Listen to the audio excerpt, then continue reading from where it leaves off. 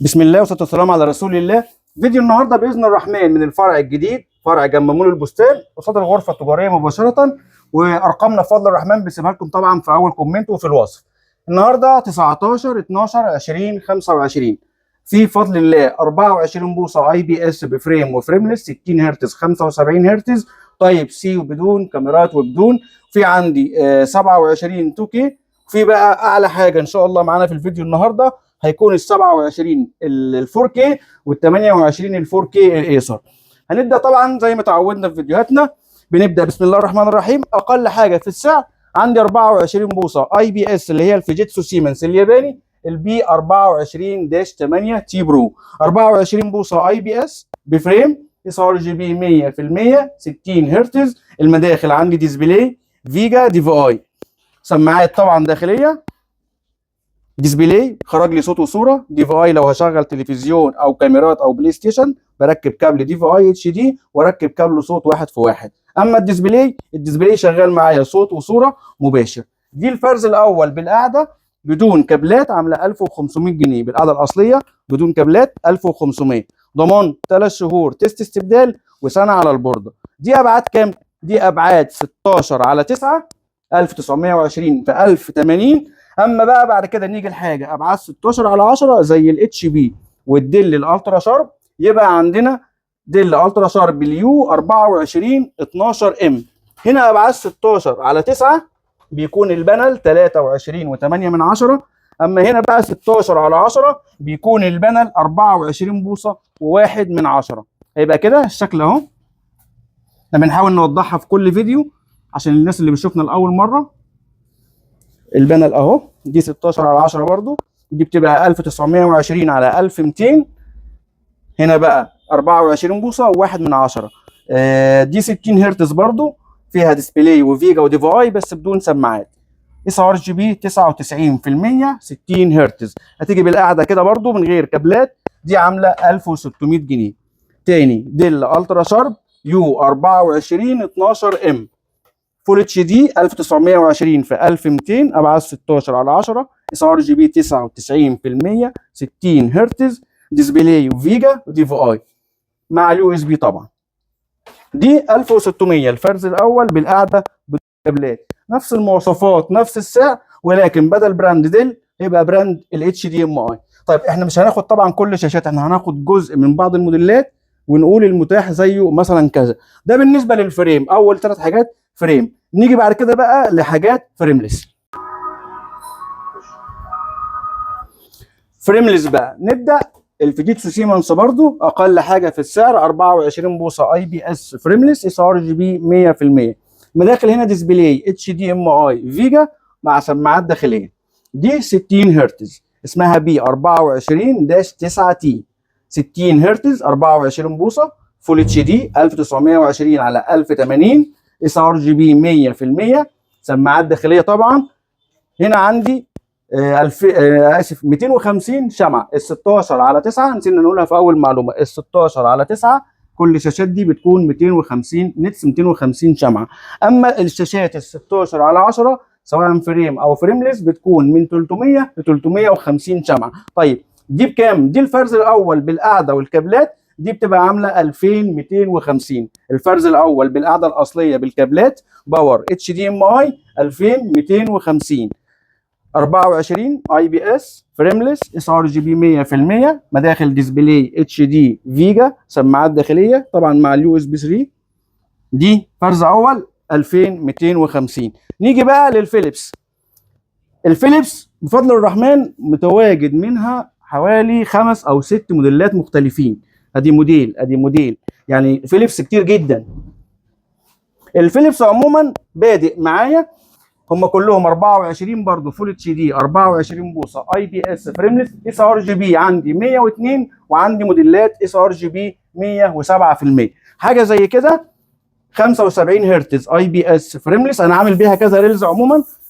75 هرتز اي بي اس فريمليس صوت استجابه 4 مللي، دي عامله 2500 الفرز الاول بالقعده والكابلات. اصدار حديث جدا، سماعاتها ممتازه، فيها الاربع مداخل كاملين طبعا مع شويه اضافات بقى لو بلو لايت مع فري فليكر مع اي ام دي فري سينك في بعض الموديلات مش في كل الموديلات. دي 2500 الفرز الاول بالقاعده المتحركه والكابلات. مثلا يعني عندي قاعده زي كده فيليبس، في قواعد كليبسات وفي قواعد 4 مسمار. طيب عندك ايه تاني؟ عندي منها 5 موديلات، في حاجات 75 هرتز، في 60 هرتز، في تايب سي وفي بدون تايب سي، وفي كمان شاشات بديسبلاي وبدون ديسبلاي، فيها اتش دي وفيجا فقط لا غير. اسعارهم ايه؟ اسعارهم بادئه معايا من اول 2400. 2400 دي اللي ما هيكونش فيها تايب سي، تبقى مثلا حاجه زي كده فيها اتش دي ديسبلاي، اتش دي وديسبلاي وفيجا وسماعات داخليه. بعض الموديلات بادئه معاك من اول 2400 لغايه اعلى حاجه 2900. اقوى حاجه واشد حاجه موجوده 2900، وفي 2650 اللي فيهم كل المداخل مع تايب سي. تاني الشاشات ال 24 بوصه عشان كتير موديلات. ال 24 بوصه الاي بي اس الفريملس الفليبس موجود عندي الفرز الاول بالقاعده والكابلات من اول 2400 2500. ال 75 هرتز عموما دي 2500 2650. اعلى حاجه واحدث حاجه عندي موجوده 75 هرتز 4 مللي اتش دي ديسبلاي، فيجا، تايب سي، سماعات داخليه، طبعا سنسورات، اي ام دي فري سينك، في اوبشن بس انا مش هعرف بقى اقول لك كل الشاشات دي بكل حاجه. انا بديك مثلا الاساسيات: فول اتش دي، ابعاد، هرتز، سرعه استجابه، اس ار جي بي كام، سماعات ومداخل. طيب يبقى كده عندنا الفيليبس قلنا من اول 2400 موديلات كتيره جدا لغايه 2900 اعلى حاجه واحدث حاجه اللي فيها تايب سي متوافقه. دي اللي بقى عندي اول حاجه بي 24 22 اتش، وعندي البي 24 22 اتش اي. ايه الاختلاف؟ هو مخرج التايب سي او مدخل التايب سي. بي 24 22 اتش بيكون فيها ديسبلاي واتش دي ام اي وفيجا، اما الاتش اي بيكون فيها تايب سي 2 ديسبلاي اتش دي ام اي. ايه بقى المواصفات؟ 24 بوصه اي بي اس فريملس، اس ار جي بي 99%، 60 هرتز، سرعه استجابه 5 مللي، 250 شمعه. زي ما قلنا المداخل اتش دي ديسبلاي فيجا دي عامله 2650 الفرز الاول بالقاعده الاصليه اللي هي دي بالكابلات. طيب اللي فيها زياده تايب سي كنا قلنا كام يا شباب اخر مره؟ 2900. 2900 اللي فيها تايب سي بي 24 22 اتش اي هتبقى عامله اللي فيها تايب سي 2900 الفرز الاول بالقاعده والكابلات. ايه كمان دي اللي موجوده عندي تاني؟ نيجي بقى لحاجه فئه السي، كاميرا وسماعات، نفس الموديل ولكن بدل بي 24 22 اتش اي دي اسمها سي 24 22 اتش اي، برضه تايب سي شحن سريع متوافقه مع الماك. دي بفضل الرحمن 2 ديسبلاي اتش دي ام اي مع تايب سي بالمنظر ده. والثانيه برضه نفس الكلام بس بدل حرف السي هيبقى حرف البي.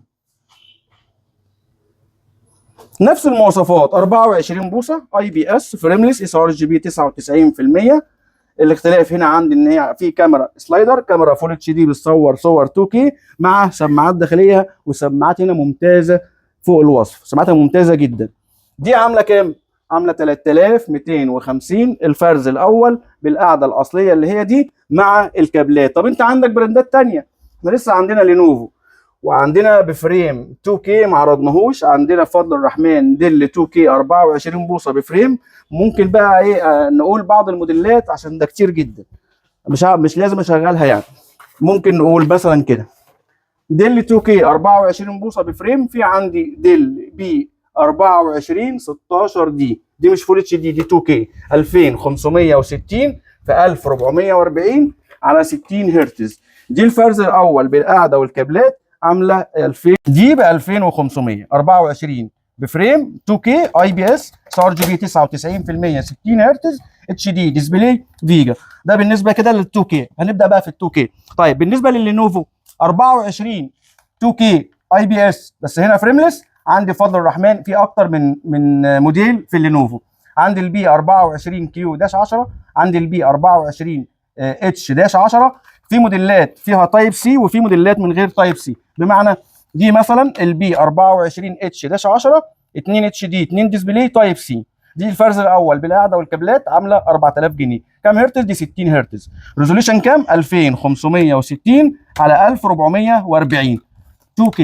عندي التاني اللي هو بي نفس الاسم كده بس ما فيهاش تايب سي، فيها ميني ديسبلاي 2 اتش دي، واحد ديسبلاي واحد ميني ديسبلاي، اسمها بي 24 كيو داش 10. دي موجود منها في الفرع اللي هناك كميه، هنحاول ان شاء الله نجيب منها هنا كمان شويه، يبقوا موجودين في كل الفروع. دي هتبقى عامله 3750، دي 4، دي الثانيه هتبقى عامله 3750. الفرز الاول بالقاعده والكابلات. طيب انا عارض 25 بوصه 2K ديل الترا شارب اللي عليها اتش دي ار 400، ديل 2K 24 بوصه اللي هي يو 25 20 دي، حد يشاور لي عليها؟ 25 15. لا انا عارض برضو هناك، عارض بفضل الرحمن ديل الترا شارب يو 25 20 دي، دي ال 27 بوصه بتاعها اهي. الديل ال 25 دي 2K برضو نفس الكلام، 2K عليها اتش دي ار 400 اسمها يو 25 20 دي 2560 في 1440، بس هنا ما عليهاش اتش دي ار 10. ال 25 عليها اتش دي ار 10 تمام كده. اللي هيسيرش حتى بالموديل هيشوف صور الشاشه وكل تفاصيلها، وانا عامل بيها ريلز امبارح. تبقى عامله كام؟ الفرز الاول بالقاعده والكابلات عامله 4250، يبقى ال 24 بوصه عندي ب 3750، 24 بوصه تاني عندي ب 4000، ال 25 ال 2K الديل الالترا شارب عامله 4250. ده كده بالنسبه لل 24 ال 2K. في موديلات ثانيه في حاجات قليله قطع قطعتين من بعض الموديلات، فانا مش لازم نعرضهم كلهم دلوقتي. طيب نيجي 27 2K ثم 4K سريعا كده، هناخد كام موديل؟ 27 2K دي موديل ايه يا صديقي؟ دي ال 4K ولا الفول اتش دي ولا ال 2K؟ موديل الدي البي 27 23 دي صح كده؟ دي كام؟ 5500 27 بوصه اي بي اس فريمليس 2K 2560 في 1440 اس ار جي بي 99% على 60 هرتز. اسمها هو يا صديقي بي 27 23 دي، اصدار هتلاقيها اصدار 23. يعني كلمه بي 27 23 ده بيكون بدايه الانتاج بتاعها مثلا 2023. الفرز الاول بالقاعده والكابلات هتكون عامله 5500. ايه تاني في ال 27 بوصه؟ نيجي للاتش بي الزد 27 ان جي 2 ال 75 هرتز، وبرده الاي 27 3 كيو.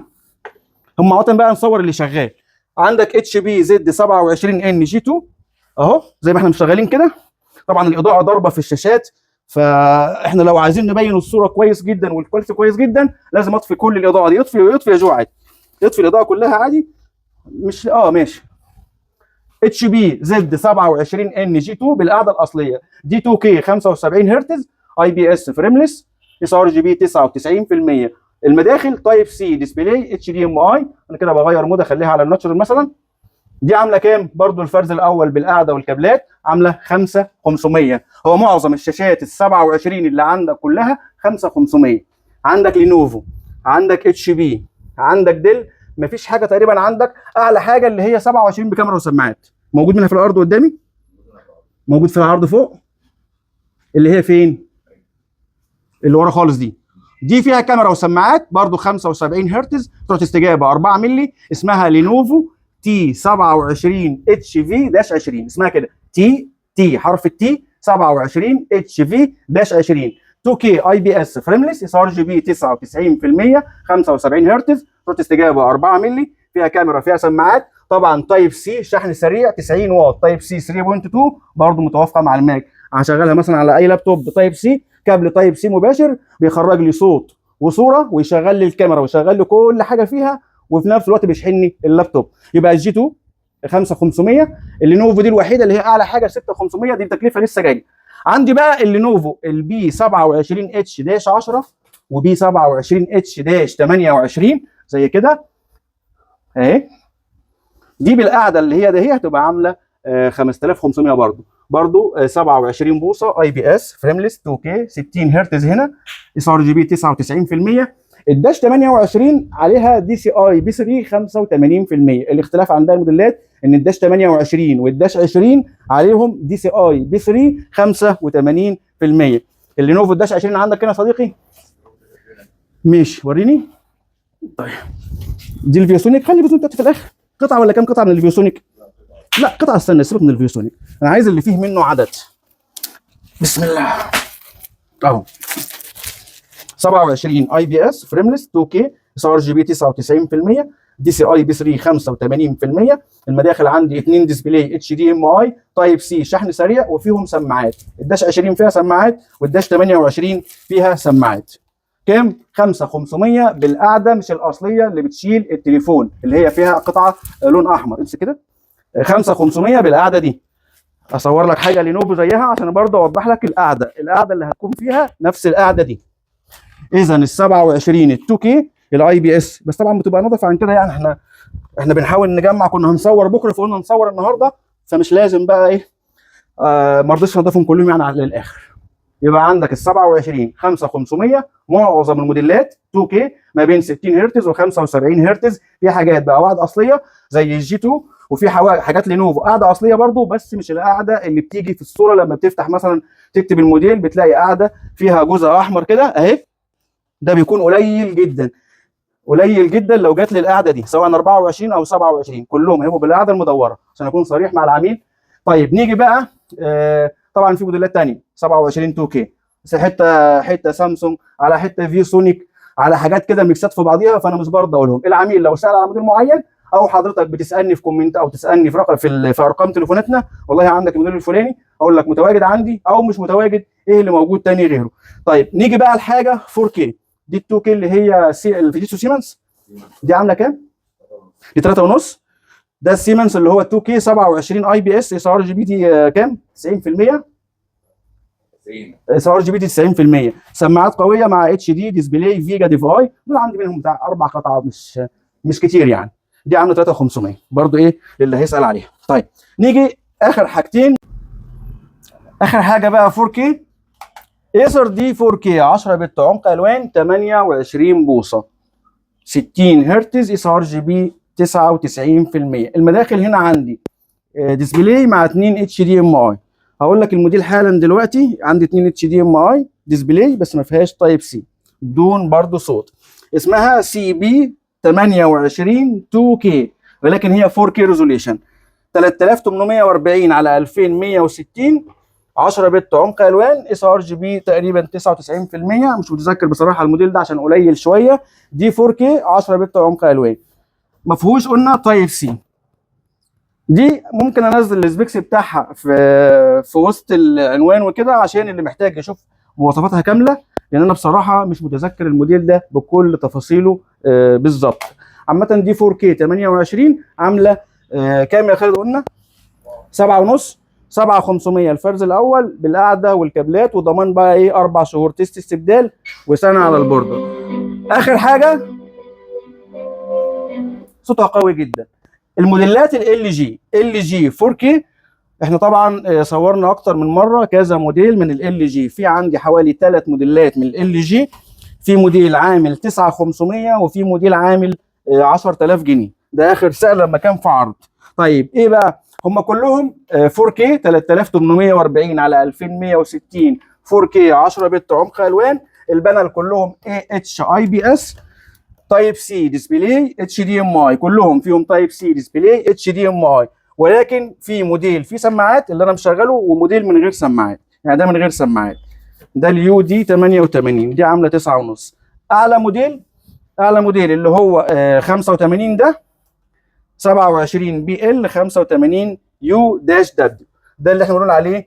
عندي هنا كمان مود الاتش دي ار افكت مع مود الكاليبريشن، عشان كانت في ناس بتيجي تسال على الموديل اللي فيه مود الاتش دي ار ومود الكاليبريشن الشكل ده كده. سماعات داخليه وعليها اتش دي ار 400، ده اعلى موديل. دي الفرز الاول بالقاعده الاصليه بالكابلات عامله كام؟ 10، عامله 10000 جنيه، والديزاين بتاعها غير الشاشه الثانيه اهو. دي 10000 الفرز الاول، معاها الادابتور، بس ما بيكونش معاها تايب سي، معاها كابل اتش دي ام اي مع الادابتور اللي بيخرج مع الشاشه مع القاعده الاصليه. وطبعا القاعده متحركه جميع الاتجاهات. دي 60 هرتز اس ار جي بي 99%، متوافقه برده مع اي ماك اللي هيشغل بفضل الرحمن عليها اي ماك اديت جرافيك، كل اللي انت محتاجه كشغل الوان بفضل الله. دي يعتبر اعلى حاجه موجوده عندنا في الموديلات اللي هي ال 4K. طيب الفيديو طبعا مش متظبط قوي، متلخبط شويه، انا مش مرتبه، مع كمان الواحد تعبان شويه، فتعذرونا الفيديو ده. باذن الرحمن اي موديل انت محتاجه اكتب لي كومنت بالموديل اللي انت محتاجه، وانا برضك في الكومنتات، او بسيب ارقامنا وعناويننا. بفضل الرحمن عايز اي موديل، احنا شغالين من الساعه 1 الظهر للساعه 10 او 10 ونص مساء كل يوم في جميع الفروع. واسف لو طولت عليكم، ونشوفكم باذن الرحمن في فيديو جديد. السلام عليكم.